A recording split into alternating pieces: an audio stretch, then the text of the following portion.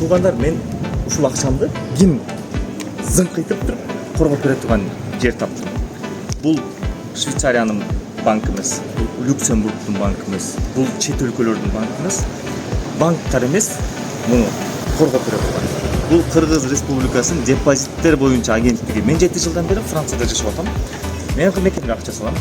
Ошол акчалардын баарын биздин Кыргыз Республикасынын депозиттерди коргоо боюнча агенттиги зыкылдатып коргоп берет.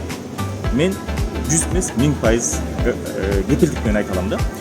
Себеби силер банкка саласыңар, акчаңар Кыргызстанга жөнөтүлөт, акчаңар банкта депозитте турат. Банк жабылып калган учурда дагы депозит коргоо агенттиги 1 айдын ичинде акчаларды кайтарып берет. Кайра силерге бир гана депозитте турат. Мисалы билесиңер да, кыргызчасы туугандарга тияка бияқсыз аш той кайдан көрдүм карашек алып депозитке салган акчаңарды зыңкытып коргоо дейт. Рахмат, көңүл бурган.